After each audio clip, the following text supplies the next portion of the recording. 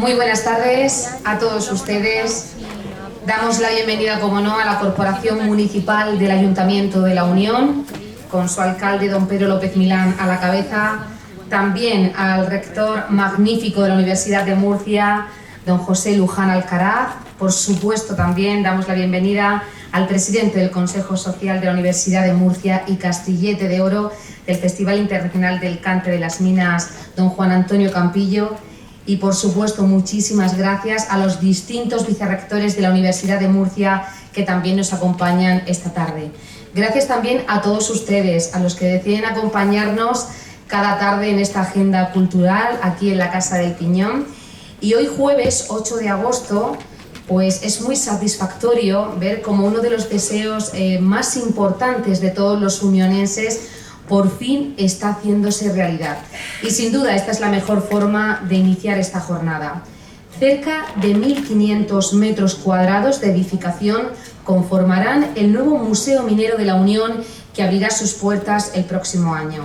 En él no solo tendrá cabida la propia historia que durante años albergó las paredes rocosas de las minas del municipio, sino también una verdadera reliquia que presidirá la sala principal. Les hablo del único malacate que queda de los cientos que había en la sierra y que se cedió en su momento al ayuntamiento para su posterior restauración.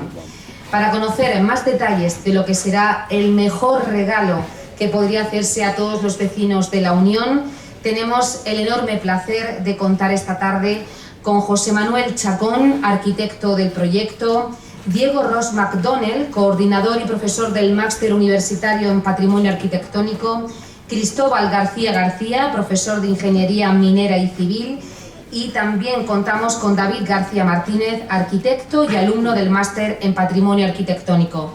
Fuerte el aplauso para todos ellos.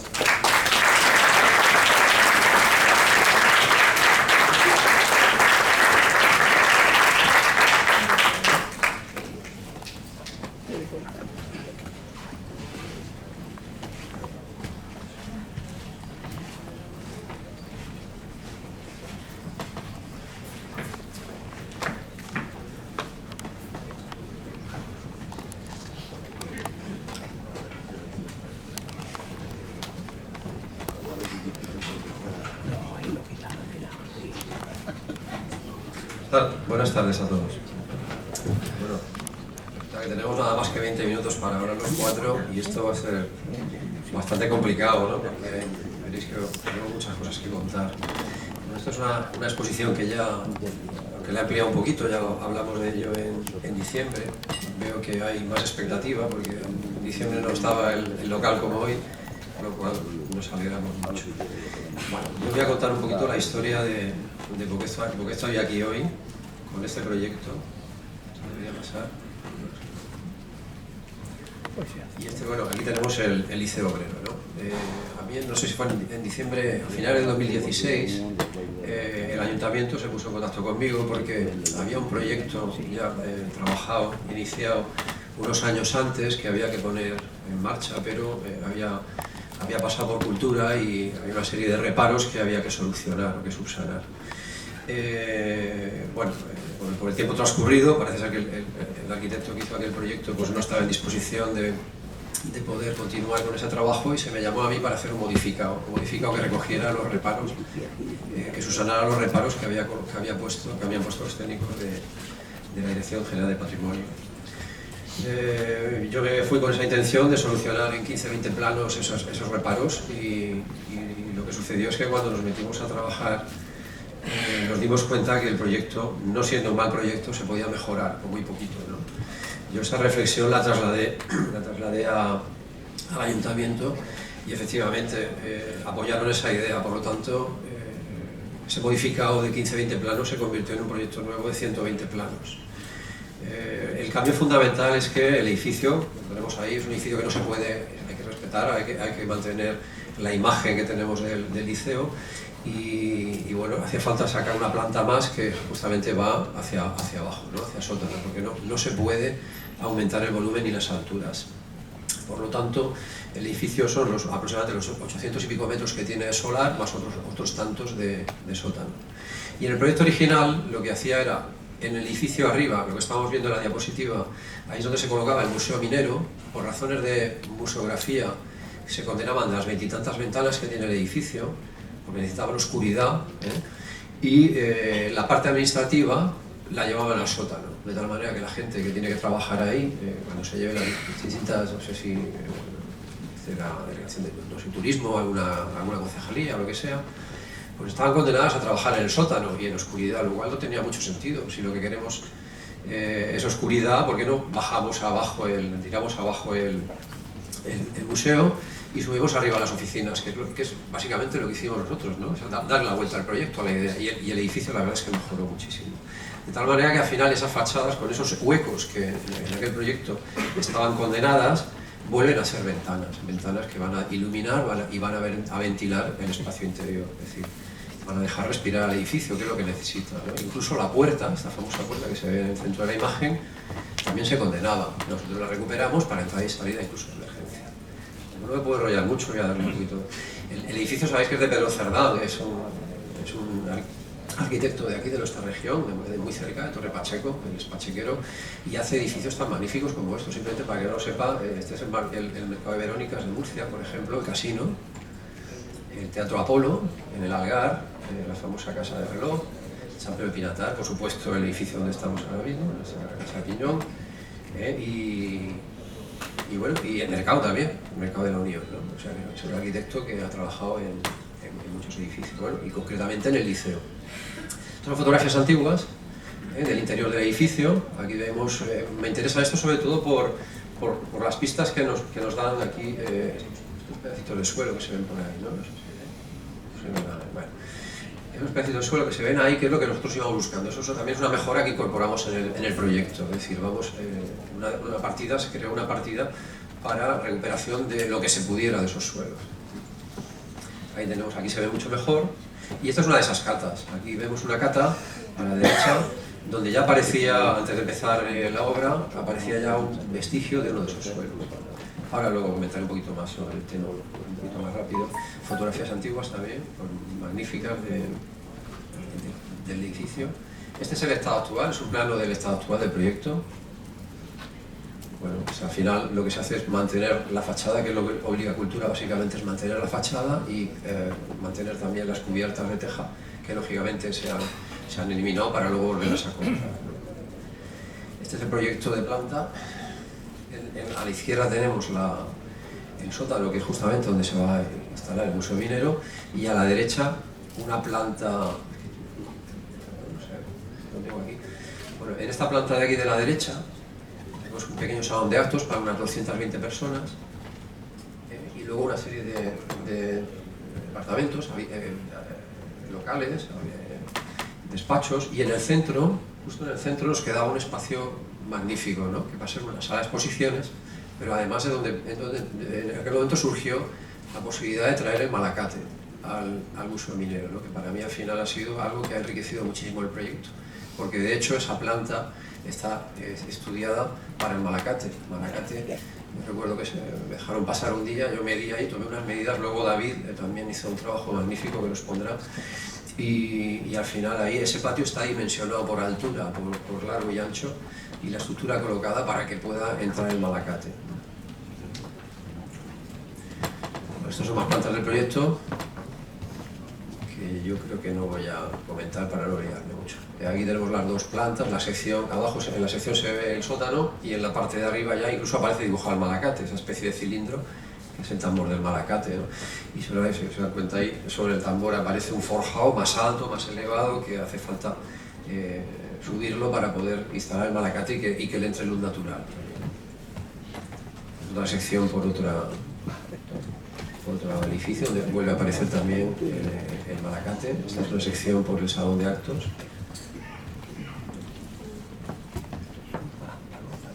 La sección del proyecto. Aquí se puede ver la recuperación de la teja, como están las cubiertas, se recupera con su cubierta inclinada. Aquí se ve perfectamente los alzados. Y lógicamente en una de las esquinas aparece un elemento nuevo, porque ahí había una casa que no tenía ningún valor, que se ha demolido. Entonces el edificio, si bien ocupa casi las 4 fachadas de la manzana, hay una esquina que puede ser a lo mejor un 20% del total de desarrollo del perímetro del solar, en el que había una casita y una cochera, ¿no? Ahí es donde colocamos la entrada al museo, y esos cubos que se ven ahí realmente son los cubos del salón de actos, de la zona de la caja escénica, ¿no? Que ya pues ahí aparece pues una estética un poquito más contemporánea, pero tiene que ver mucho con, y ya no lo vamos a explicar. Es una maqueta así virtual donde se ven esos cubos. Bueno, ahí están dibujados de madera, pero esa forma que tiene, en realidad viene determinada por esta imagen, ¿no? Esta imagen de la pirita, como veis ahí, es una pirita. Entonces, eso es lo que nosotros íbamos buscando, la evocación de este mineral, ¿no? Que tan familiar. Bueno, esto es un malacate, esta es una fotografía hecha por el hijo de Celestino Martínez, por Miguel. Celestino, como sabéis, es un empresario nacido en el Beal y vinculado a la Unión y a la explotación minera. Y bueno, la familia afortunadamente conserva esta foto donde se ve perfectamente el malacate. Este malacate que inicialmente era tirado por un burro, una mula, pero aquí ya habían evolucionado y se ve una caseta con una chimenea echando humo, pues seguramente ya funcionaba con motor, ¿no?, de carbón. Y por aquí, pues en esas cuerdas que se ven ahí, pues bajan 2 barriles. En el mismo movimiento, la gran ventaja que tenía esto es que al mismo tiempo que daba la vuelta el tambor, pues digamos que una cuerda bajaba y la otra subía, de tal manera que se podían subir mientras subía un barril, el otro bajaba, ¿no? Y viceversa. En la misma maniobra se podían hacer dos acciones distintas. Esto es un plano que está en el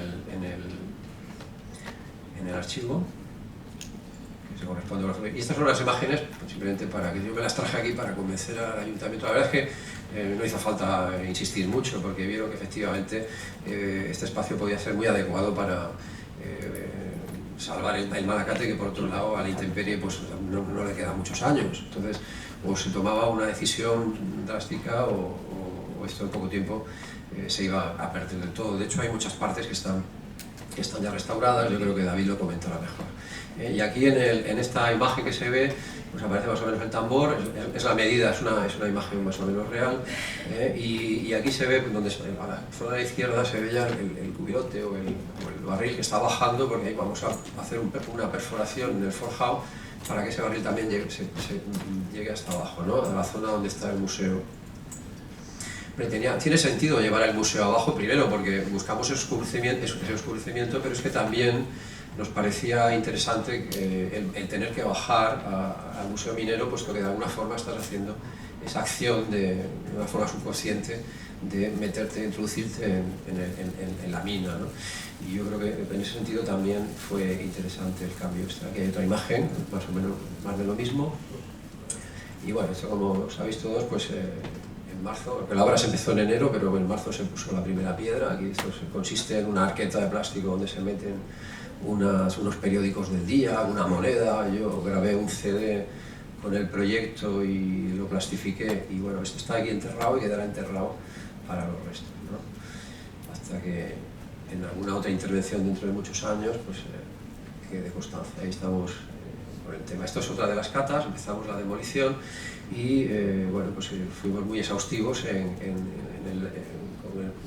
extremar las precauciones a la hora de picar suelos para no dañar ningún suelo original. A la derecha tenemos una baldosa ya recuperada, y aquí, por ejemplo, está la fotografía antigua con una composición de ese suelo. Entonces, hombre, no es que se hayan recuperado el 100%, tampoco todo el edificio estaba con esta baldosa hidráulica, pero bueno, yo creo que entre 150 y 200 metros cuadrados hemos recuperado. Estos suelos luego se limpiarán y se colocarán en la zona de las oficinas o despachos. Aquí tenemos otro también. Ahí podemos ver la imagen antigua, cómo se corresponde con el suelo que hemos encontrado nosotros. Bueno, más suelos, algunos con mucho colorido. Este es un resumen. Ya estamos terminando. Este es el tema de las tejas. Ahora, las tejas, al quitarlas, pues tuvimos un problema, y es que en alguna intervención, ahora ya unas décadas, pues se ve que había goteras, y en vez de solucionar y cambiar las tejas rotas, que es lo que se debe hacer, pues se proyectó con espuma de poliuretano. por debajo, tanto la madera, como se puede ver en la imagen, como las tejas. Por lo tanto, las tejas ha sido imposible recuperarlas. Tampoco pasa nada, porque son tejas planas. En concreto, estas están fabricadas en el Algar, pero se pueden encontrar, se siguen fabricando, no pasa nada. Pondremos unas tejas nuevas, pero ahí tenemos ahí se puede ver todo amarillo, ¿no? No sé si pues eso es una espuma poliuretano que no hay manera de extraerla de la teja, por lo tanto hubo que demolerlo. Pero bueno, no pasa nada. Y estos son algunos de esos materiales donde aparece justamente la cerámica de San Pedro del Algar. Todos estos materiales, tanto la teja como el suelo, como los ladrillos, todo estaba hecho en esta fábrica cerámica. Y aquí hay una imagen donde aparece aquí en el centro la cerámica de San Pedro del Algar. O sea que, bueno, los materiales se trajeron de aquí al lado. Estamos siendo muy meticulosos en intentar mantener pues, todo lo que creemos que merece ser mantenido en el edificio. Yo creo que esta es la última ya. Yo por mi parte he terminado, pasamos a... Yo creo que si alguien quiere hacer preguntas mejor para el final, ¿no? Para no cortar el ritmo. A ver, esto lo vamos a cerrar. Y vamos a...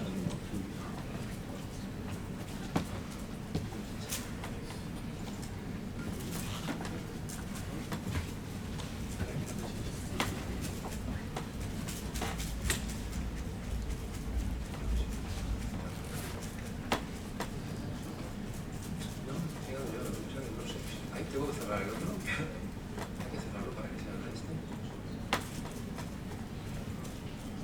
Ya se va bien.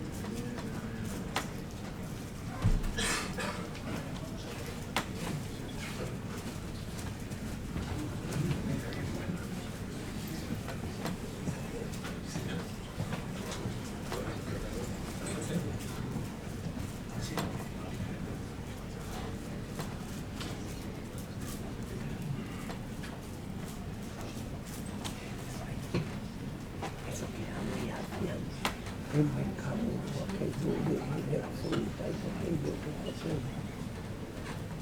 Antes de ir a tu casa, los mercados,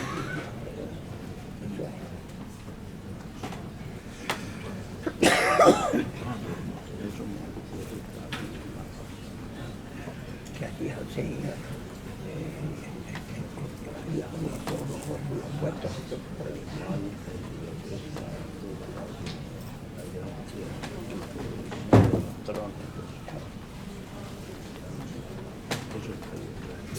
sí.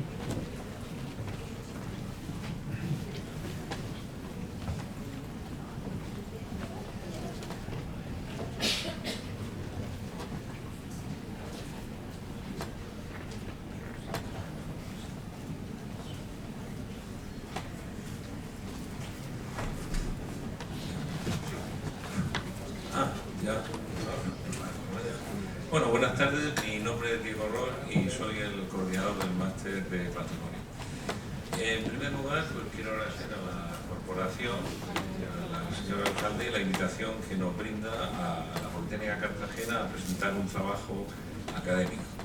Ese trabajo, muchas veces los trabajos que hacemos en las escuelas o en las universidades quedan en ese ámbito y no permiten o no pasan a la sociedad, y entonces pues es una pérdida de conocimiento en ese aspecto. Por otra parte, cuando se consigue o se obtiene la suerte de poderlo presentar ante un grupo de personas, muchas veces esas personas saben cosas que nosotros no hemos descubierto o la han utilizado o han sabido de alguien que lo ha utilizado, como en este caso el malacate. Entonces la información o el conocimiento vuelve y se produce un enriquecimiento.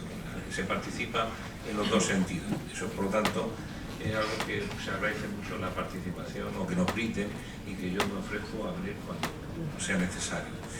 También, en segundo lugar, quiero agradecer la presencia a los conferenciantes, a los conferenciados, porque sin la presencia de los señores que están aquí y señoras que están escuchando, pues no tendría sentido este acto. Y además, simplemente la sola presencia manifiesta un interés por la cultura, manifiesta un interés por el conocimiento, y eso a mí me resulta muy grato, y nada más que por esa sola presencia hay que agradecer. Y en tercer lugar, quiero felicitar a David por el trabajo que hizo. Nosotros, dentro de nuestro máster, pues como patrimonio arquitectónico, pues lógicamente no tiene que ver, pues que con las dos palabras, con aquellos elementos que tienen valor cultural y aquellos elementos que tienen que ver con la arquitectura. Y dentro de ese máster pues también vemos la asignatura que se llama Patrimonio Industrial y Minero.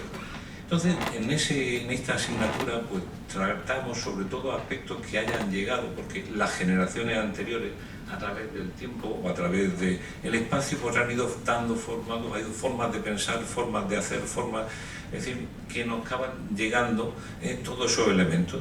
Esos elementos que muchas veces se desconocen porque la pérdida de la memoria, la pérdida del trabajo hace que se vayan deteriorando y desaparezcan. Entonces hay que intentar pues mantener aquellos que se puedan mantener o aquellos que se puedan conservar. Aquellos elementos que sean significativos de un tiempo. Y como se ha dicho aquí, el malacate, el que se ha procurado documentar, es un elemento ahora mismo único. Y si no se remedia, pues será un elemento extinto. Entonces, por tanto, hay que intentar, y lo que se ha hecho es documentarlo de tal forma que se pueda reproducir en toda su extensión y en todos sus elementos. Pues entonces, siempre con esa presentación, para no extenderme, pues cedo o bien a David o bien a don Cristóbal, que realmente el alma de haber puesto este trabajo es don Cristóbal. Yo, por mi parte, me dedico fundamentalmente a la arquitectura y él, como doctor minero, pues se dedica a la parte de minería. Muchas gracias. Hola, buenas tardes.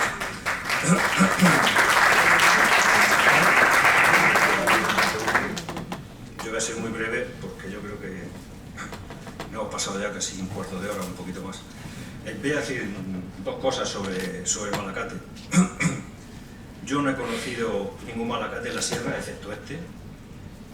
Quiero decir, en honor a la verdad, que este malacate existe gracias a un geólogo de Peñarroya, que se llama Juan Carlos Fernández, que lo trasladó de su lugar, de la mina San Antonio, que está al sur del Llano del Bear, muy pegadito al Llano del Bear, al sur, y lo trasladó a los jardines de Peñarroya. Los jardines de Peñarroya surgieron en el año 1982, hay un decreto de restauración del espacio natural y minero, y entonces aparece pues una barrera que lo que trata de hacer es disminuir el impacto visual que tiene lo que tiene detrás.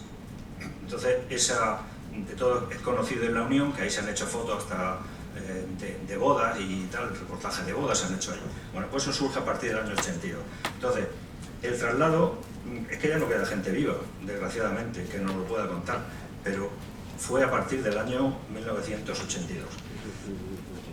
Este malacate, según las últimas noticias que yo conozco de un vecino del llano, le llamaban el malacate del Moro, que eso no lo he dicho a vosotros, pero me lo he reservado para hoy, el malacate del Moro. Y en la mina San Antonio se sacaban tanto mineral de plomo zinc como también de manganeso. Entonces habían dos empresas que trabajaban la mina simultáneamente, una sacaba mineral de plomo zinc y otra en manganeso. Eso es la historia que yo conozco del malacate. Realmente no sé cómo lo trasladaron. Yo supongo que lo trasladaron hecho una pieza, prácticamente una pieza. Según las noticias que yo tengo, por el director facultativo donde está de Portman Golf, que es el actual propietario, o si llega a ceder los derechos, donde está situado dentro de su terreno, el malacate está que como se tarde mucho hay que cogerlo del suelo. Ya lo vimos cuando se estuvo haciendo el trabajo, que está muy mal y se está deteriorando a pasos agigantados.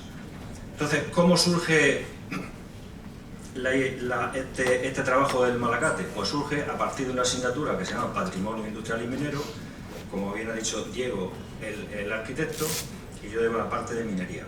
Entonces, entre otras cosas, ya otro año propusimos un trabajo que se hizo, que también quedó muy bien, pero este año, pues yo me empeñé, el año pasado, me empeñé en el malacate.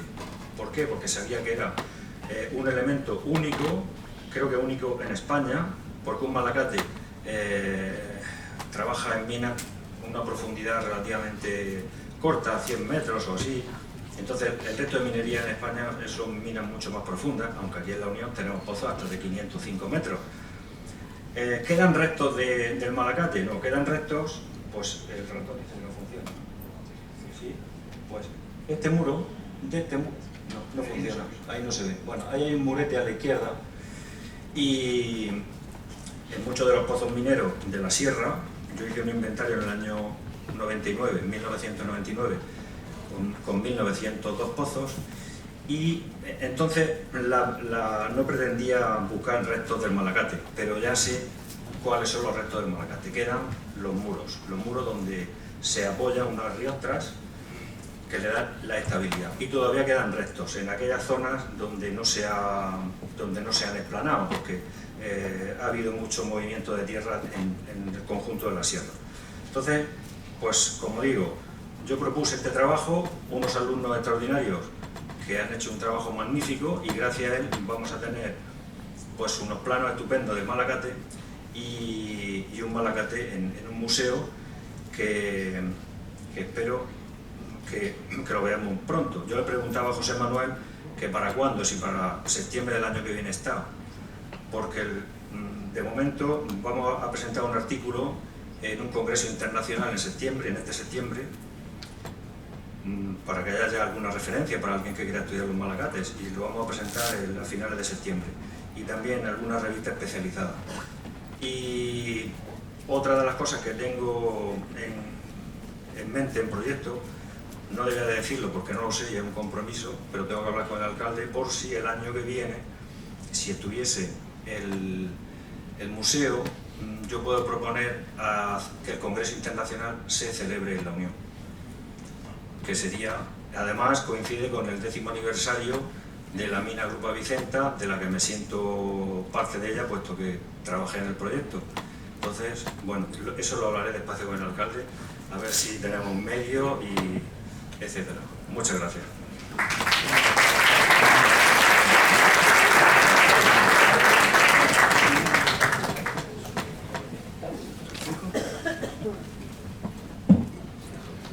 Sí. Bueno, me quedan creo que 5 minutos para poder explicar pues, 50 diapositivas en 10 minutos. Voy a intentar ser breve, voy a saltarme algunas de las partes. Hicimos una conferencia también en diciembre, en la cual nos extendimos un poquito más en la parte del contexto histórico. Entonces esa parte voy a intentar saltármela un poquito y voy a intentar centrarme un poco en lo que es la documentación del Malacate. Aún así voy a ir pasando un poquillo las imágenes para que se vayan viendo. Bueno, en primera instancia la presentación está dividida en 2 partes. La primera, el contexto histórico y la motivación del análisis del elemento, que es lo que han estado comentando mis profesores. Y en la segunda parte, donde hablo del estudio previo que se realizó allí para tomar o documentar el elemento, después el levantamiento planimétrico y tridimensional. Yo no soy ingeniero civil ni minero, soy arquitecto y concibo las cosas a lo mejor de otra manera. Entonces a lo mejor me costó un poquito más a la hora de abordar este trabajo, porque no sabía cómo tomar los datos de este elemento móvil. Y por último, una serie de conclusiones. En esta primera imagen, bueno, se ve el contexto histórico, cuando empezó a finales a mitad del siglo XIX el auge minero aquí en la Unión, y se ve como había mucha gente que venía, pues, sobre todo de la zona de Andalucía, por eso estamos ahora en las fiestas del cante minero, y cómo empezó pues, a desarrollarse una actividad mucho más activa en la zona. Voy saltando un poquito más rápido. Después empezaron a trabajar también por las criaturas pequeñas, porque empezaron a aparecer la enfermedad de silicosis, creo que se llamaba, la silicosis, que se fue más de la mitad de la población. Entonces, bueno, las criaturas en sus familias pues no tenían dinero, empezaron a meterse dentro de la minería a trabajar, etcétera, etcétera.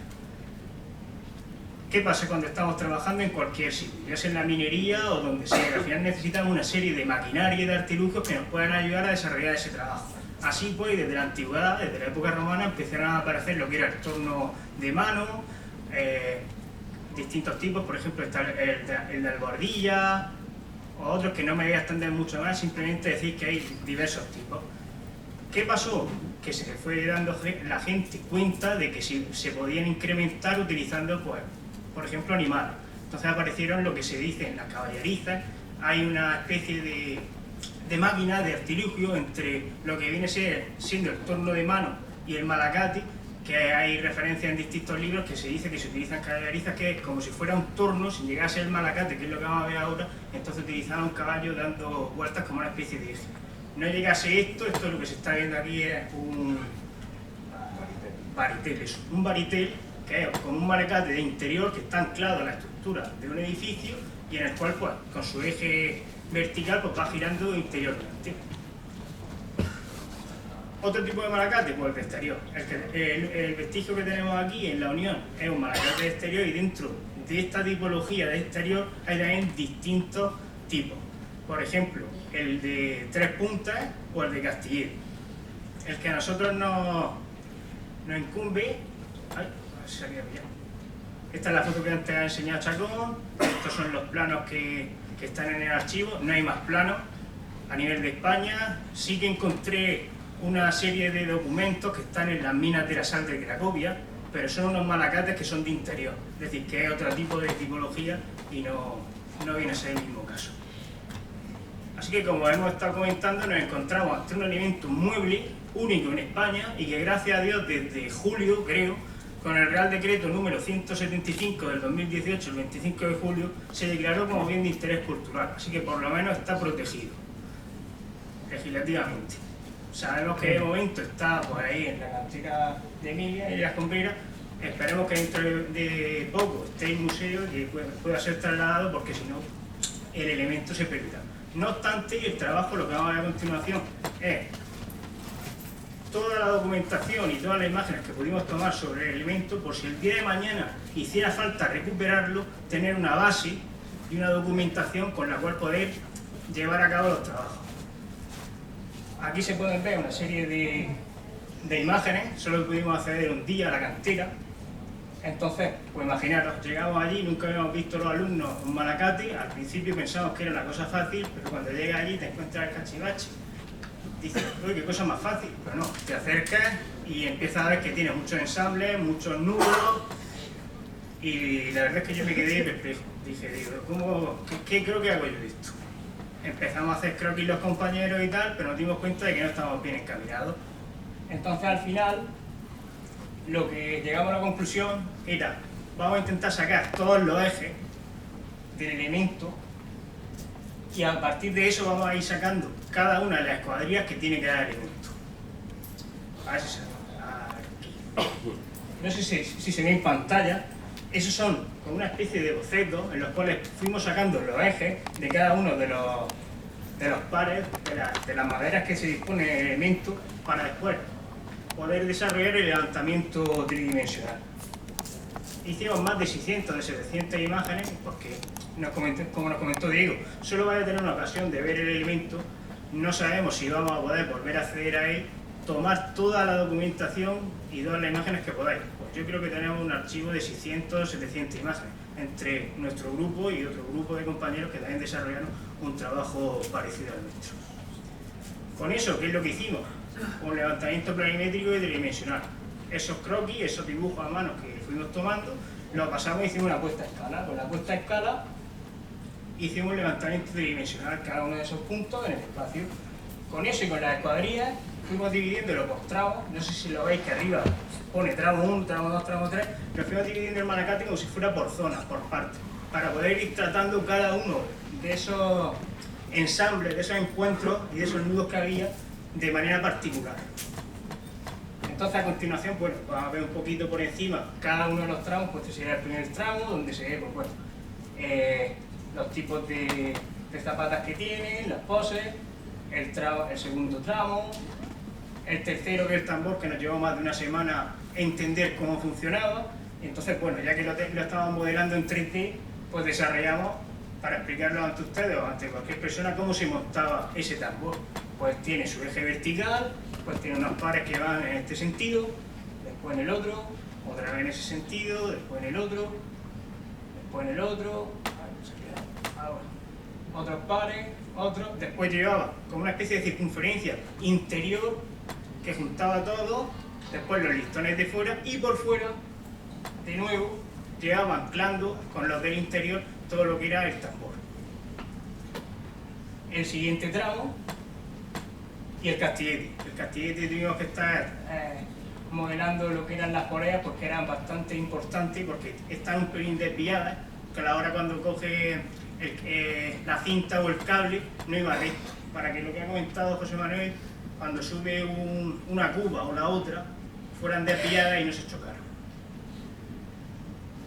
aquí se ve, bueno, sacamos los alzados y la planta, la sonometría general a través del elemento 3D. Esto está modelado completamente en 3D, es decir, si podemos hacer un vídeo, podemos hacer una animación con él o cualquier cosa.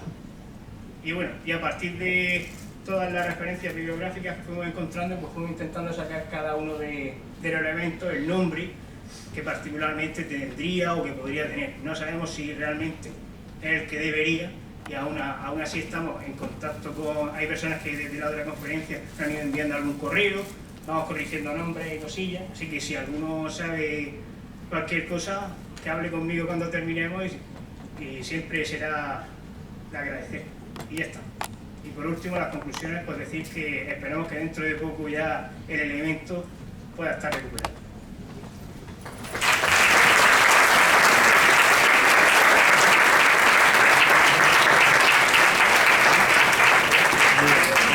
Bueno, pues después de escuchar, digamos breve, porque todo lo que conlleva en sí este museo minero y ese Malacate, pues es bastante exhaustivo, pero la verdad que ya tenemos muchísimas ganas de que por fin se abran esas puertas por primera vez.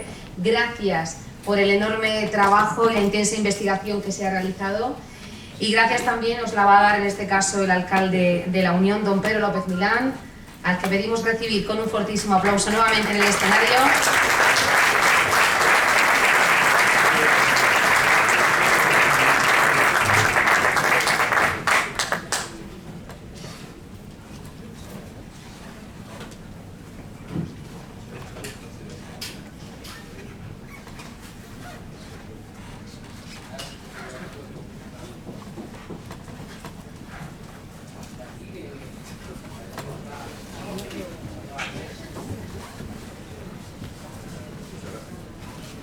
Como muestra de agradecimiento, como no, el Ayuntamiento de la Unión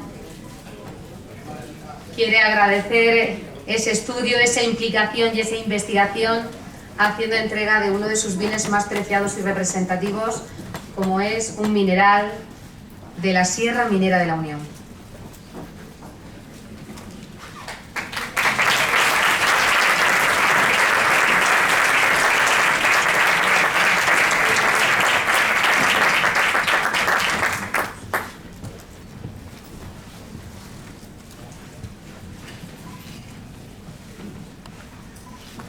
Los despedimos nuevamente con un fortísimo aplauso, que se lo merecen.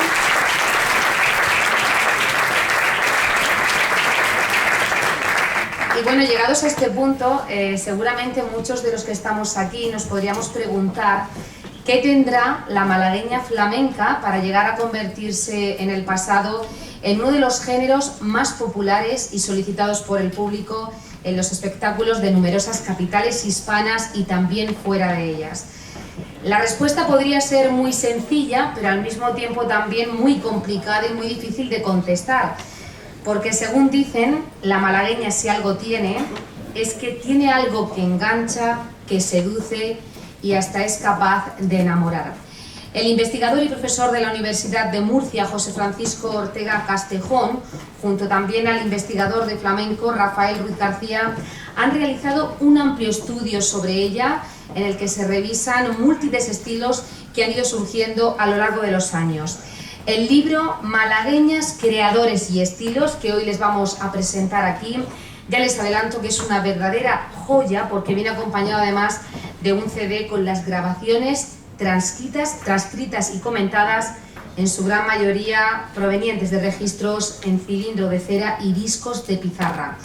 En el transcurso de esta presentación intervendrá además el dúo Pasión del Sur, formado por los hermanos José Francisco e Irene Ortega y, como no, acompañados por su violonchelo y guitarra flamenca. Fuerte el aplauso, por tanto, para recibir al autor de esta publicación, Malagueñas, creadores y estilos, José Francisco Ortega Castejón, a su coautor, Rafael Ruiz García, y también al director técnico del Servicio de Publicaciones de la Universidad de Murcia, Francisco Gil Pujante.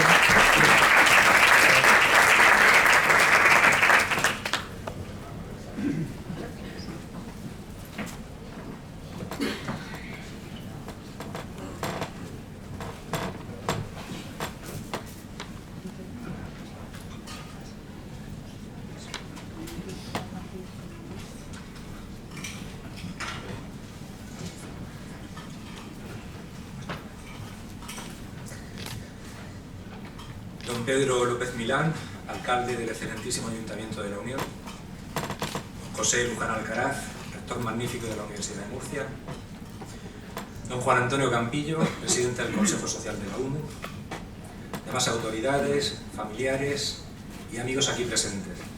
Buenas tardes y muchas gracias por acompañarnos en este acto. Jugando con aquella expresión latina recogida en un famoso villancico del cancionero de Uppsala, podríamos hoy decir: librum caro factum est. El libro se ha hecho carne, se ha materializado, se ha hecho por fin realidad. Les diré como curiosidad que el parto no fue mal y que la criatura pesó casi 2 kilos al nacer. Como recuerda en la presentación Maribel Calero, directora por aquel entonces de la Cátedra de Flamenco de la Universidad de Málaga, todo partió de un proyecto cuyas líneas generales expusimos al público asistente en un bonito acto celebrado en el Salón de Actos de dicha institución el jueves 18 de septiembre de 2014. Una gestación larga, por tanto, pues esta obra que hoy presentamos, en un espacio tan emblemático como este, la Casa del Piñón, con el Festival del Cante de las Minas como fondo, respaldado por la máxima autoridad del Ayuntamiento de mi pueblo y también la de mi institución, la UNU, acompañado además por familiares y amigos, es el resultado de 5 largos y apasionantes años de arduo trabajo. En realidad más, pues, como explicará después mi compañero y coautor de la obra, Rafael Ruiz, la criatura no es sino la punta de un iceberg que oculta bajo las profundidades más de una veintena de años de labor callada y necesaria. No tengo más remedio que hacer un inciso para presentar a los otros 2 padres del niño y compañeros del equipo, cuyas fotos pueden ver ahora en pantalla. A mi derecha, Luis Soler Guevara, alma mater del proyecto, investigador infatigable y enciclopedia viva del flamenco. Autor de obras emblemáticas e imprescindibles en este campo, como el profundo estudio que junto a su sobrino Ramón Soler dedicó a Antonio Mairena y sus cantes por Seguirilla y Solea. Emprender una conversación con Luis es embarcarse en una historia interminable, pues su memoria no tiene fin y no solo recuerda todos los estilos y los matices personales que le infiere cada artista, sino que los ilustra al momento cantándolos él mismo.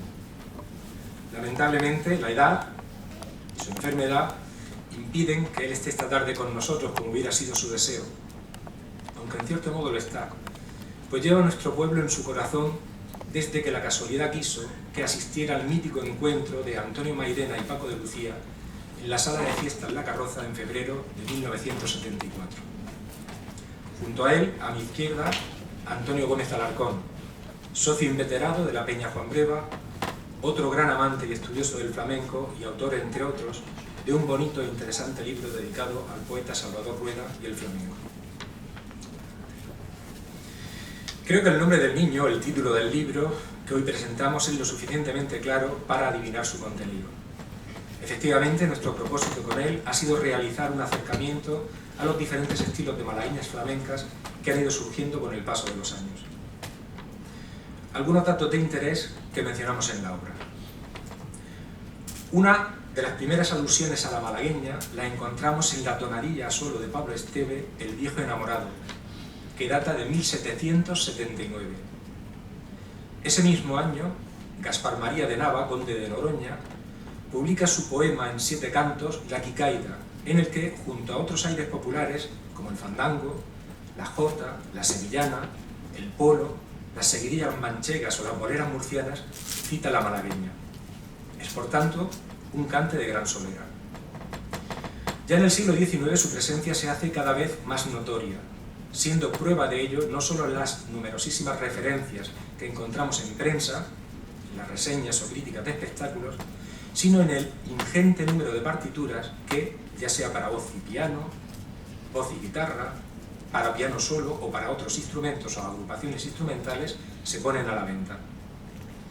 De su aflamencamiento tenemos constancia desde mediados del siglo XIX, pues Estebáñez Calderón, el solitario, nombra a la malagueña, en concreto la malagueña por el estilo de la javera, en una de las narraciones de sus conocidas escenas andaluzas. Pero será unos años después, ya en la década de los 70 del siglo XIX, cuando la malagueña se asiente de forma definitiva como estilo flamenco. Antonio Ortega Escalona, el mítico Juan Breva, se convertirá en uno de sus principales difusores, llegando con su prodigiosa voz y su excelente dominio del ritmo y del compás a prácticamente todos los sectores de la sociedad. Casi a la par, otra gran figura del cante, Enrique el Mellizo, gitano de Cádiz y creador de importantes estilos de seguidillas y soleares, inicia una nueva senda al limitar la presencia del compás, atenuando así los vínculos que todavía ligaban la malagueña al baile. Continuarán por esa senda Francisco Lema Fosforito y don Antonio Chacón, amigos y rivales artísticos, cuyas creaciones marcarán el futuro discurrir de la malagueña flamenca. A estos nombres ilustres hay que sumar también los del Canario, el Perote, el Niño de Tomares, la Trini o la Peñaranda, así como los de tantos otros que con sus creaciones ayudaron a que la malagueña fuera definitivamente reconocida como una de las variedades más importantes del género flamenco. Un cante de exuberante frondosidad que ramificó en múltiples estilos. Nuestro estudio se basa en fuentes primarias, constituyendo su núcleo principal un legado de valor incalculable, cual son las primeras grabaciones que se conservan del flamenco, grabaciones provenientes de cilindros de cera y de discos de pizarra. Capítulo a capítulo, y presentados en orden alfabético, vamos dando cuenta de los diferentes estilos, algunos atribuidos a nombres míticos del flamenco como los que acabamos de citar, otros tal vez menos conocidos en la actualidad, como fueron el Calabacino, el Caribe, el Maestro Ojana o Joaquín Tabaco. Pero se conservan también otro buen número de estilos de autoría incierta que nos han sido transmitidos por artistas como el Mochuelo, un cantador enciclopédico que también graba por primera vez cantes como la Javera o la Rondeña del Negro, Encarnación la Rubia o el Canario Chico. Fue tal el éxito del que gozó la malagueña entre el último cuarto del siglo XIX y comienzos del XX, que fueron muchos las tiples, canzonetistas, cantantes líricas, de aires regionales o del género chico que la llevaron en su repertorio. Y algunas, por fortuna, como es el caso de la soprano sevillana Elena Fons, o las tiples Rosario Soler, Luz García Senra o Pura Martínez, tuvieron el acierto de grabarlas en cilindros de cera o discos de pizarra, dejándonos unos preciosos testimonios de indudable valor artístico y musical que también recogemos en nuestro estudio. Naturalmente analizamos las características musicales que definen a la malagueña como cante, su peculiar estructura lírica, derivada de la del fandango, su naturaleza rítmica y cómo ésta fue evolucionando hasta abandonar el compás ternario al que se ceñían en origen, su organización melódica y la base armónica en la que se sustenta, así como los toques con los que se ha acompañado a la guitarra. Hablamos también de sus letras, de las que recogemos un amplísimo número, de los temas que tratan, de su organización estrófica, así como de la estructura final tras el proceso de adaptación lírica. Al concluir cada capítulo recogemos en transcripción musical los ejemplos comentados, contradiciendo así aquella afirmación de Eugenio Noel, que por boca de uno de sus personajes, el picador El Veneno, decía: el cantejondo no cabe en el papel. Sí que cabe. Es cierto que no todo cabe, pero se puede recoger en buena medida, por lo menos lo sustantivo. El libro se completa además con un CD en el que, en formato MP3, incluimos las grabaciones de cada uno de los estilos de malagueña comentados y analizados a lo largo del libro. Para hacer más amena la lectura y a fin de situarlos en su contexto histórico, solemos comenzar con cada capítulo dedicando unas breves líneas a las vidas de los artistas. A veces son ellos mismos quienes las cuentan. Por ejemplo, hemos conseguido localizar una entrevista que le hicieron a don Antonio Chacón en Huelva en el año 1923, que hasta la fecha, al menos en su versión original, no se había publicado. Otro tanto sucede con Antonio Pozo el Mochuelo, un cantador que ganó una fortuna con sus muchas actuaciones y las grabaciones que realizó, y que terminó mendigando en las calles de Madrid, allá por el año 1936. De él recuperamos también algunas de sus interesantes entrevistas. En definitiva, nuestra humilde pretensión con este libro que hoy presentamos es ascender siquiera un peldaño más en esa escalera que hace tiempo empezaron a construir ilustres antecesores como fueron José Luque Navajas, Pepe Navarro, o Jorge Martín Salazar. Antes de cerrar mi intervención y dar paso a mis compañeros, quisiera expresar mi agradecimiento a ciertas personas que de un modo u otro han contribuido a que este libro sea una realidad. A Rosa López Carreño, coordinadora del Servicio de Publicaciones, por creer desde un primer momento en el proyecto; a María José García Tejera, responsable de gestión editorial, por su buen hacer, el cariño y la paciencia que siempre nos dispensa; a Francisco Gil Pujante, director técnico del Servicio de Publicaciones y partícipe en esta mesa, por sus buenos y sabios consejos, sobre el colofón de la obra incluido; a Juan Francisco Carrillo y Sandra Hernández Moreno, del Servicio de Publicaciones, por la hermosísima portada que han diseñado; a Salvador Sánchez Pedreño, compañero de la Facultad de Matemáticas y un verdadero mago en el manejo de látex, por su inestimable ayuda en el proceso de maquetación; a Manuel Navarro, que facilitó mi encuentro con Luis Soler, como también hizo Pepe Cros, que nos regaló además dos magníficas grabaciones de su padre, el gran Pencho Cros, cantando por malagueñas. La letra de una de ellas, que dice así: los 7 sabios de Grecia no saben lo que yo sé, las fatiguitas y el tiempo me lo hicieron aprender, que es de Manuel Machado, abre precisamente la contraportada de nuestro libro. Y naturalmente a mi familia, a mi esposa María, a mis hijos Irene y José,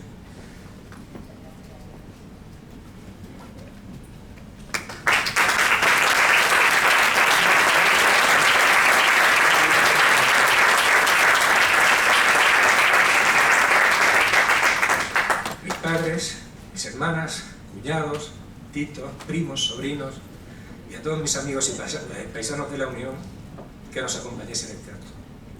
Muchas gracias.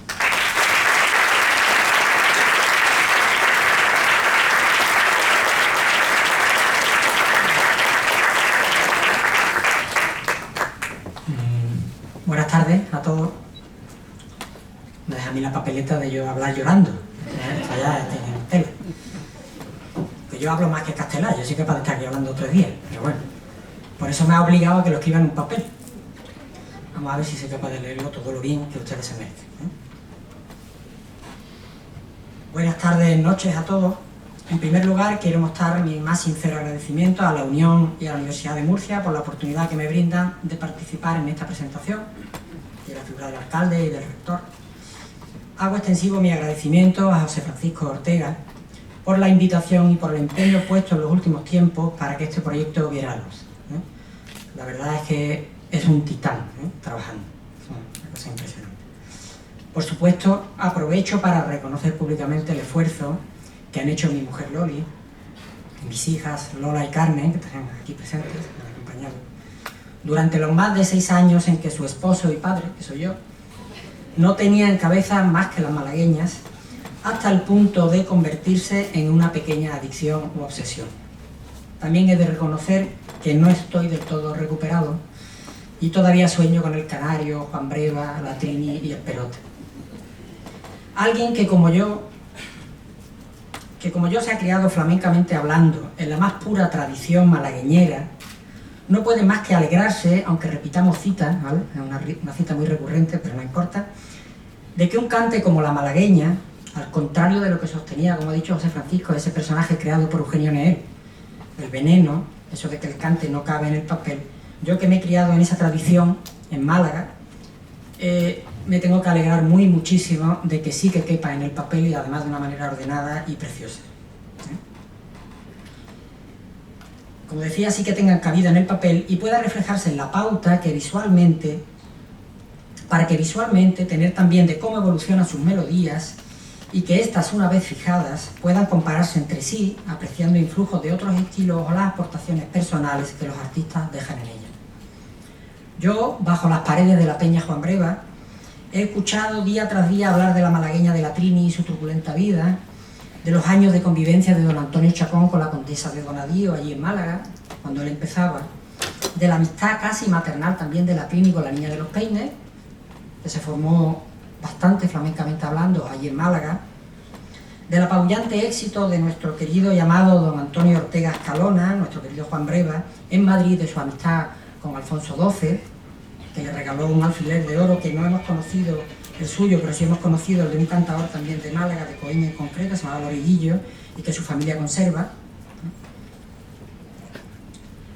He convivido con continuas referencias a cantadores malagueños que eran herederos directos de la generación fundacional de la malagueña, esa que explicaba José Francisco, que está compuesta por el Canario, el Caribe, la Trini, el Mellizo, el Breva, Juan Trujillo el Perote, como fueron Juan Ternero, el Niño de las Moras, que precisamente aquí en el año 67 se llevó el premio por Tarantas y que el diploma conserva la Peña Breva allí expuesto en su museo, Diego el Perote, o el Breva Chico, Ángel de Álora, Adolfo el Cuchillero, Juan de la Loma, Pepe de la Isla, el Niño Bonela padre, que de toda esta generación es el único que queda vivo, o la insigne lámpara minera del año 66, don Antonio Jiménez González, mi querido y amado Antonio de Canillas.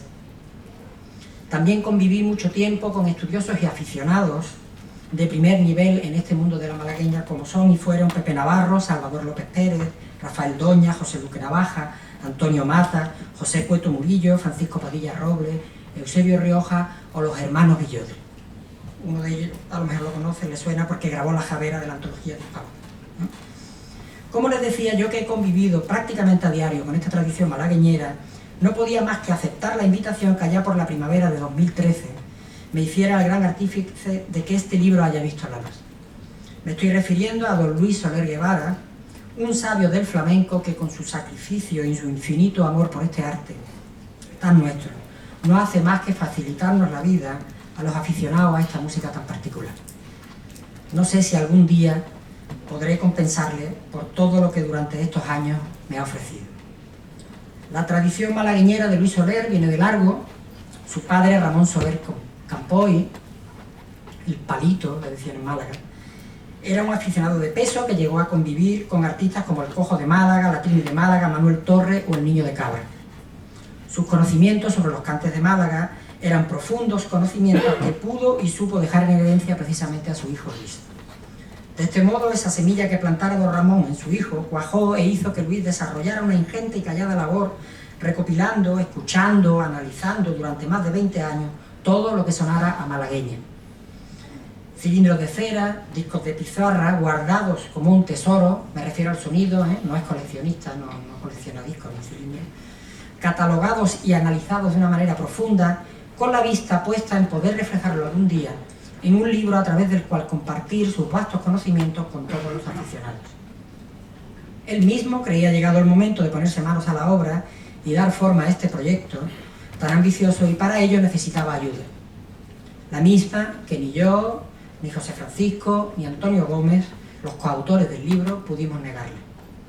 Aunque esta obra que aquí les presentamos es fruto del esfuerzo de los cuatro, es una obra en la que los cuatro somos coautores, hay que reconocer que el inductor del delito, si me permite la expresión, ha sido Luis Soler Guevara.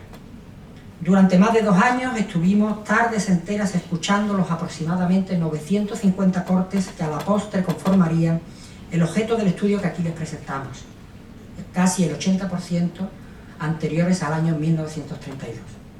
Los analizamos concienzudamente clasificando los cantes por cercanía musical y elaboramos una base de datos con todo aquello que pudiera ofrecernos ayuda a la hora de sacar conclusiones. Por un lado, anotamos toda la información relativa a la grabación, es decir, el título del disco, el año de la grabación, el número de referencia al catálogo y matriz, el guitarrista acompañante y el estilo, si lo reflejaba la galleta del disco o el catálogo. Por otro lado, la letra cantada y la manera de ligar los versos, que cuando ustedes, si tienen a bien leerlo, lean el libro, comprenderán por qué les cuento esto. Los versos, cuando se cantan, nosotros los llamamos tercios, ¿vale? No son los versos son la letra. Estilo que nosotros considerábamos que se interpretaba, variante en su caso, y el tono de acompañamiento a la guitarra. A partir de estos datos nos propusimos elaborar un estudio que permitiera distinguir, por un lado, entre malagueñas y fandangos malagueñeros.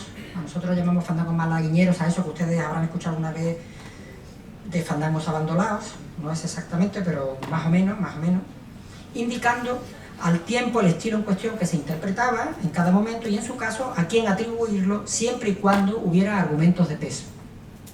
Les he de confesar que la tarea no ha sido fácil y tampoco hemos podido culminarla, pues de momento solo presentamos las conclusiones en lo que se refiere al mundo de las malagueñas, dejando a la de los fandangos malagueñeros para más adelante. En cualquier caso, ofrecemos en transcripción musical, obra exclusiva de José Francisco, de todos los estilos analizados. Hablamos de los toques con los que se han acompañado las malagueñas, el habitual, el toque por malagueñas, pero también los toques por granaína y por tarantas. Y procuramos también aportar detalles relativos a la vida de los artistas creadores de estos mismos estilos que estamos comentando, así como a las letras, con infinidad de referencias a noticias de prensa, libros y cancioneros. Sabemos, ya lo he dicho, que nos han quedado cosas en el tintero, sobre todo por razones de espacio. Esperamos poder completar el estudio en próximas publicaciones, por ejemplo con la edición de un cancionero con todas las letras de malagueñas que nos hemos ido encontrando por el camino, o mostrando los datos estadísticos, estilos más grabados, fechas, artistas que lo han grabado, guitarristas que los acompañaban, que se desprenden del amplio análisis de grabaciones realizadas. Repito que no ha sido fácil, pero estos 5 largos años de convivencia continua con la Trini, el Perote, el Caribe, el Mellizo, Juan Breva, Maestro Jana, Cipriano Pitana, Baldomero Pacheco, Paca Aguilera, Fernando el de Triana, Canario de Álora o don Antonio Chacón, por poner solo unos ejemplos, no han hecho más que ahondar en la idea que teníamos de que la malagueña es un cante en plena vigencia, con mucho que ofrecer, con unas modalidades musicales dignas de ser mostradas y conocidas, y sobre todo de que vuelvan a ser cantadas. Es más que evidente que no somos pioneros en reivindicar la enjundia de un cante como la malagueña. Hitos anteriores en este sentido han sido la grabación en 1964 del disco de Hispavoz Café de Chinitas, o la publicación en 1965 del libro de Pepe Luque Navajas, Málaga en el cante. Con el mismo sentido puede entenderse también aquel capítulo maravilloso que grabara Rito y Geografía del Cante Hondo con José María Velázquez Castelo y Pedro Turubica a la dirección, precisamente en la Peña Juan Breva, mostrando el entorno cantaor de Málaga, o la obra de Pepe Navarro, Muestrario de malagueñas y malagueñeros, de 1974. Un libro que conoce muy poquita gente porque murió justo antes de sacar la publicación, y las cajas con el libro editado, el pobre se quedó un hijo, y el hijo le ha buscado la vida, pero en fin, muy mal, ¿no? Pobre, no ha tenido suerte con eso. O los más recientes, ambos ya de los años 90, como fueron la publicación de la antología auspiciada por el Congreso de Estepona de 1994, quizá la más completa que se haya publicado hasta ahora, y el significativo y con peso estudio, La malagueña y los cantes de su entorno, de Jorge Martín Salazar. No puedo olvidarme por una cuestión sentimental, porque si no me mata, porque el promotor fue un tío mío, un hermano de mi madre, de un disco que grabara en 1992 Diego Clavel, que se titulaba 31 malagueña y que es muy interesante, se lo aconsejo.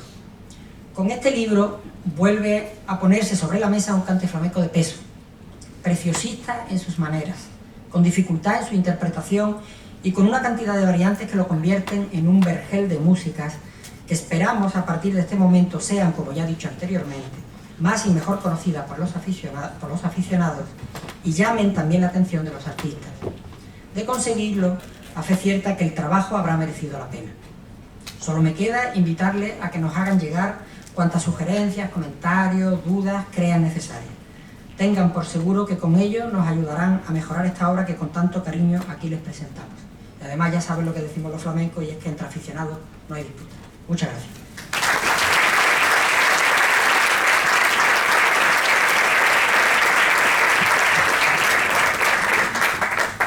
Buenas tardes, señor alcalde de la Unión, señor rector magnífico, señor presidente del Consejo Social de la Universidad de Murcia, resto de autoridades, amigos, amigas.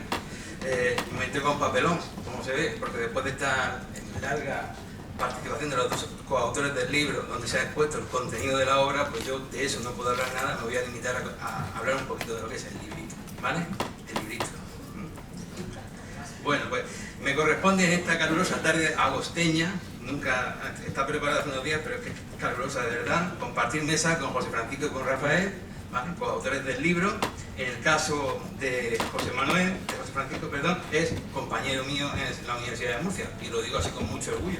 Compañero, él como docente e investigador, autor prolífico, y yo como técnico del servicio de publicaciones, en el que llevo una carrera de unos 30 añitos, ¿vale?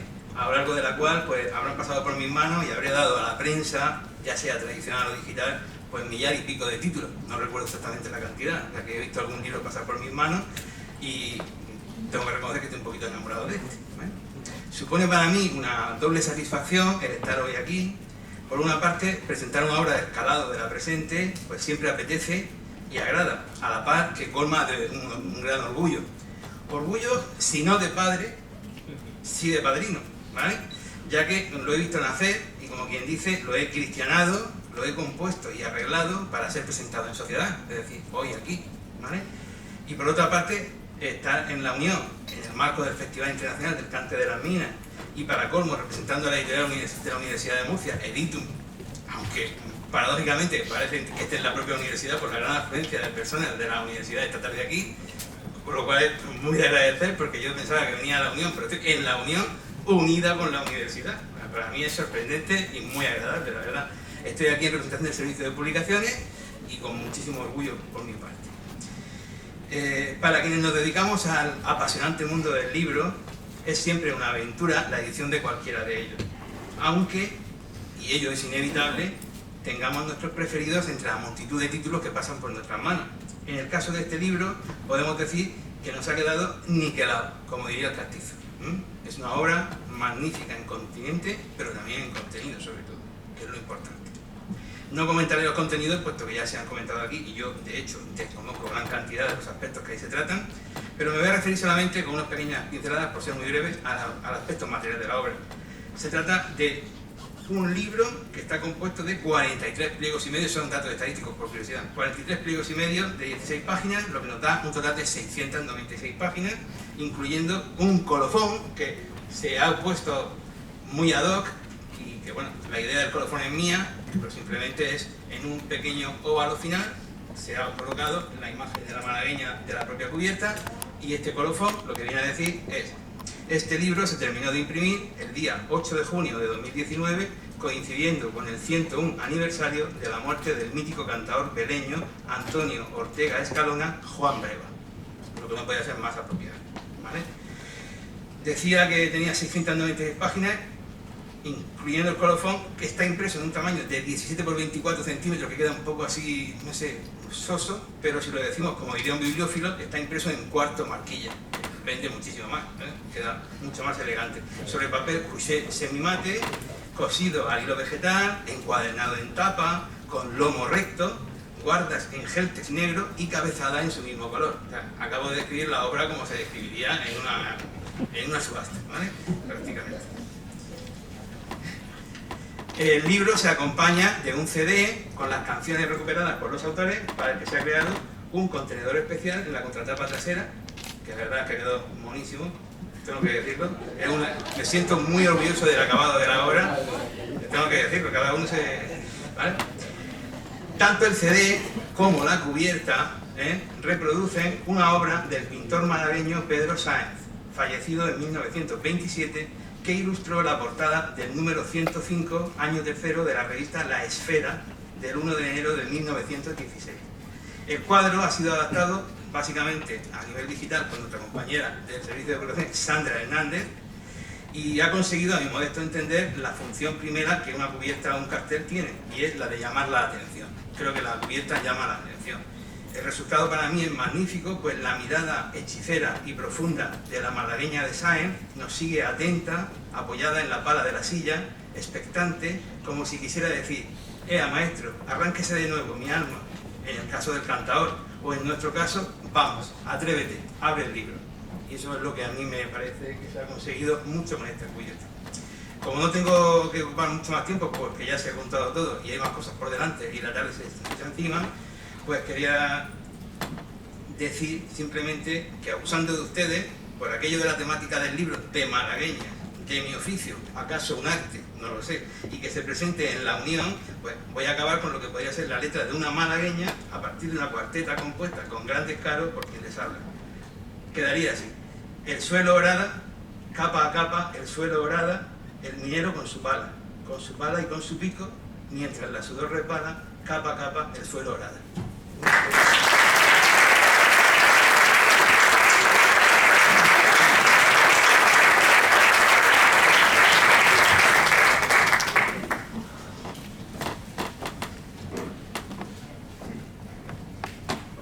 Pues yo creo que el broche de oro a esta magnífica presentación, y ya se lo adelantaba anteriormente, es contar sobre este escenario con ese dúo de hermanos que es Pasión del Sur, formado por, como les decía, los hermanos José Francisco e Irene Ortega, que nos van a sorprender y a deleitar acompañados por su violonchelo y también por su guitarra flamenca. Fuerte el aplauso también para ellos.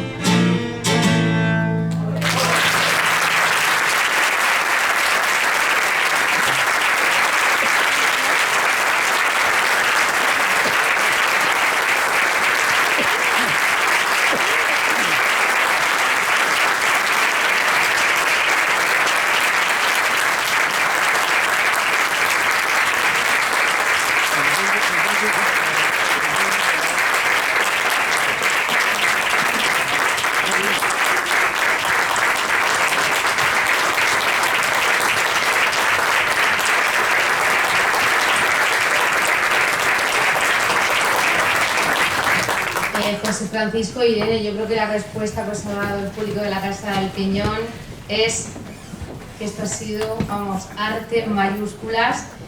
Yo no soy vuestra madre, pero me imagino cómo tiene que estar mamá y papá, porque yo estoy erizada y realmente emocionada. Os voy a pedir que no os marchéis de aquí. También voy a pedir que suba José Francisco Ortega Castejón, Rafael Ruiz García y Francisco Gil Pujante, de nuevo al escenario, acompañados por el alcalde de la Unión, don Pedro López Milán. Vamos a regalarles otro aplauso, que se lo han ganado.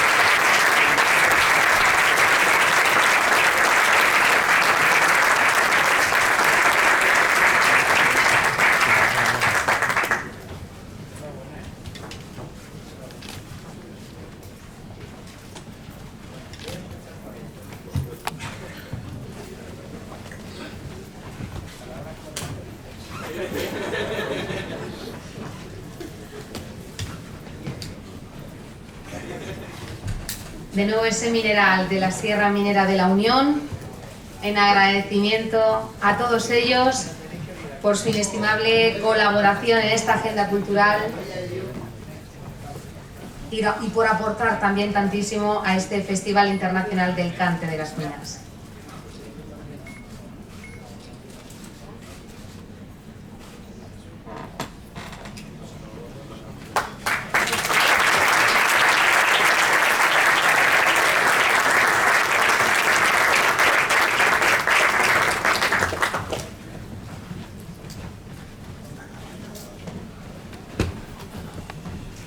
Pues turno ahora para entregar, sin duda alguna, un merecido galardón.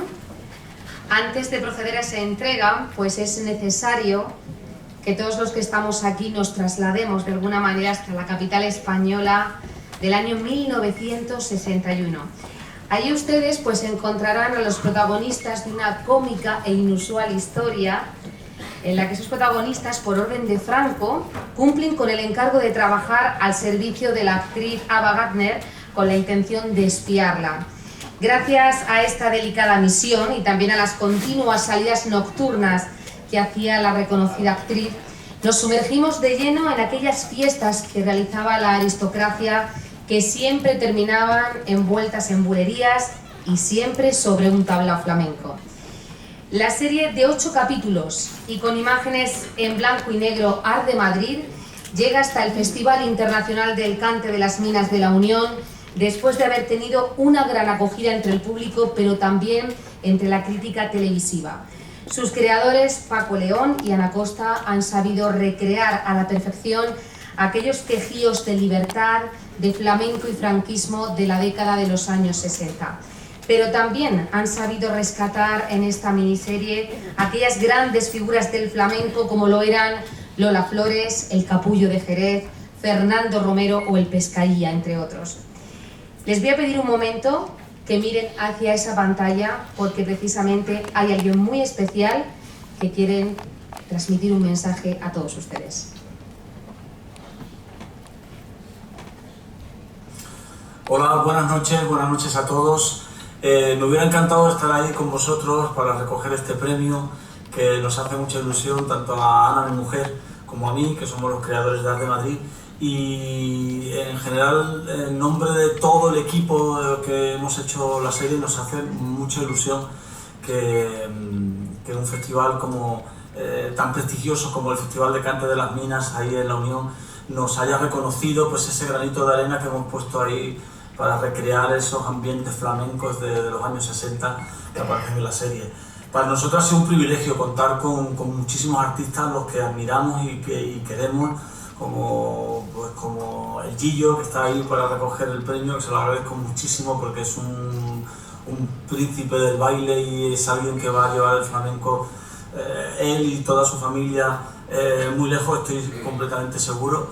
Y como con Fernando Romero, el Capullo de Jerez, muchísima gente del cante, del baile, que ha estado allí acompañándonos en la serie y que nos ha regalado su arte para que Art de Madrid sea una serie por lo menos diferente, ¿no? Y nada, que agradecemos muchísimo este premio, pasarlo muy bien, que arda la unión esta noche y que nada, que lo disfruten. Muchísimas gracias. Bueno, pues si ha de arder la unión, que sea de manera controlada y siempre, por supuesto, a golpe de flamenco. Pues ahí teníamos al director de Art de Madrid, a Paco León. Ya nos dice que su principal embajador esta tarde-noche va a ser el príncipe del flamenco, el Gillo, porque como ya les adelantaba, en este caso la Fundación Cante de las Minas va a otorgar el galardón Pencho Cross a los audiovisuales a la miniserie Art de Madrid. Entrega tan importante reconocimiento el alcalde de la Unión, don Pedro López Milán, y lo recoge, como no, pues quien ha formado también parte del elenco de esta serie, como es el Gillo. Fuerte el aplauso.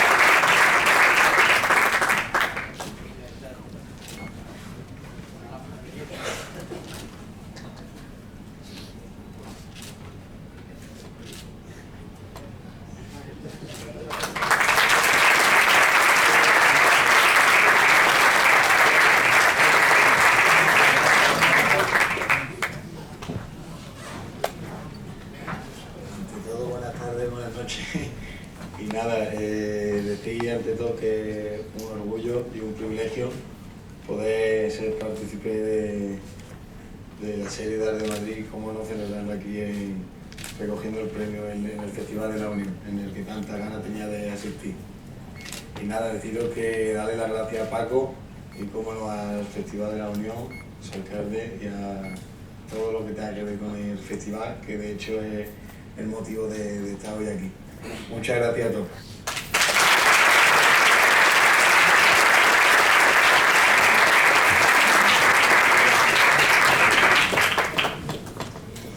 Procedemos a clausurar esta jornada cultural en esta Casa del Piñón, escuchando como siempre las palabras del alcalde de la Unión, don Pedro López Milán.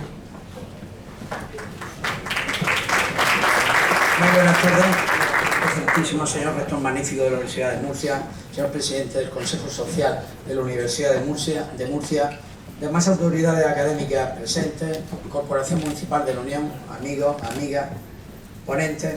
Hoy hemos asistido a una jornada dentro de la agenda cultural impresionante. Primero, hemos tenido la oportunidad de escuchar, aunque ellos mismos decían muy brevemente, a José Manuel Chacón, a Diego, a Cristóbal, a David, de cuestiones importantísimas para este municipio, como es la reconstrucción de ese museo minero, la reconstrucción de un edificio importante dentro de la cultura unionense, el Liceo de Obreros. Ahí estará uno de los mejores museos mineros que vaya a haber en la geografía española. Ahí van a estar los sentimientos de este municipio y va a estar ese sentimiento que tenemos de recuperación, que fue nuestra sorpresa cuando David y una compañera, acompañada de Diego, de Cristóbal, nos dieron una conferencia que nos dejó impresionados este invierno sobre el malacate, un elemento impresionante. Solamente queda uno en esta sierra, lo han dicho ellos, está en la cantera Emilia, y para nosotros recuperarlo dentro del proyecto de musealización que va a tener también ese gran museo es importantísimo. Darle las gracias a José Manuel por haber tenido esa visión distinta del museo. Dice el refrán que Dios escribe derecho en renglones torcidos, y nos dio la oportunidad de poder contar con él, de ver otra visión de ese museo, otra visión que va a hacer posible que los unionenses disfrutemos de algo tan espectacular. Y dar las gracias a David, a su compañera, a los profesores, por esa magnífica idea de decir, oye, la Unión, un malacate, que algunos dirían, ¿eso qué es? ¿Será una bebida? Yo creo que David lo dijo en aquella conferencia, la verdad es, nos quedamos impresionados. Aquella fue mucho más extensa, sinceramente su trabajo, su estudio, es de agradecer, es de agradecer.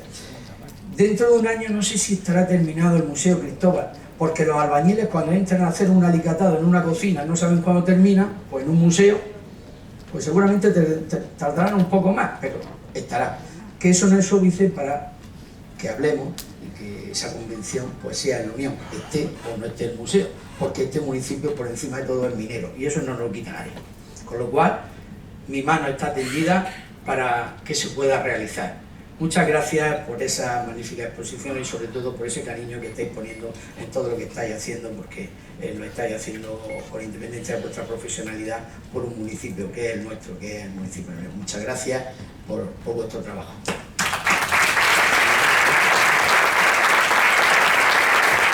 Bueno, ya hemos visto ese hijo compartido. La verdad que ha sido muy bonita la presentación y hay una cosa que me ha sorprendido, aparte de, bueno, hemos visto a José Francisco que se le han saltado las lágrimas. Yo recuerdo una alumna suya que no iba, cuando llegaban los exámenes la que lloraba era ella. Me decía, ese hombre es un bloque de hielo. Yo sinceramente hoy cuando lo he visto digo, bueno, que tendrá la Unión que se ha derretido. Y muchas gracias por ese trabajo impresionante a todos. Bueno, es que al otro padre de la criatura, la forma, bueno, la verdad es que cada uno lo ve desde un punto de vista distinto, cada uno ve la obra desde un prisma diferente, pero eso no significa que cada cual, pues bueno, lo ve. Yo creo que aunque sueñes con malagueña, bueno, si es tu tierra y es tu pasión, no importa, todo lo contrario. Yo creo que todo lo que se hace con pasión, todo lo que se hace con esfuerzo, cuando se le da vida a una obra tan imponente, satisfacción, y sobre todo con las ganas que creo que tenéis de ir avanzando, y eso es especial. Bueno, y a tu hijo, ¿qué quieres que te diga? Ya tuve la oportunidad de escuchar a José Francisco Junior, dando un recital magnífico, pero hoy acompañado de Irene. Enhorabuena por tus palabras de nuevo, porque has sido breve, conciso y directo. Yo creo que todos hemos captado tu mensaje, que queréis a vuestros padres, que los admiráis, y yo creo que vuestros padres y todos los que estamos aquí hoy os hemos admirado a vosotros por esa magnífica interpretación. Enhorabuena de nuevo. Y bueno, ya un aplauso.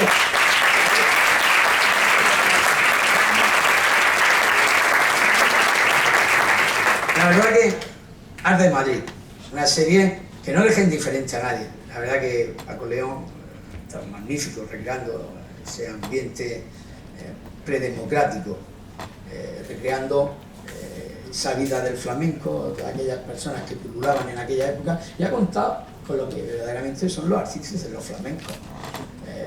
La verdad que en un principio iba a venir Paco, cuestiones de trabajo han hecho imposible que estuviese aquí, y entonces nos dijo: no preocuparos que voy a mandar un gran embajador, os voy a mandar al Capullo de Jerez. Hemos cambiado el embajador, hoy ha estado aquí el Gillo. Yo creo que hemos ganado, por lo menos en presencia. Cariñosamente, porque el Capullo de Jerez es un gran artista flamenco, pero estamos ante una de las grandes promesas del baile flamenco. Nosotros tuvimos la oportunidad de verlo en el Corral de la Morería y sinceramente una fuerza de la naturaleza. Hay que verlo, porque es muy difícil expresar ese sentimiento, esa fuerza, y jovencísimo. ¿Qué vamos a decir? Muchas gracias por estar aquí en representación de Arte de Madrid, y sobre todo porque estamos seguros de que tu nombre se escribirá con letras de oro en el Festival Internacional del Canto de la Música. Estoy seguro.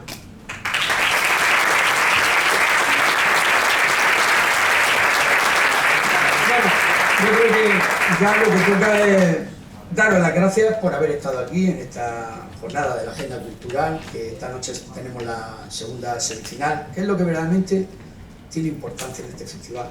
Lo hablaba ayer con José Francisco, son nuestros cantes.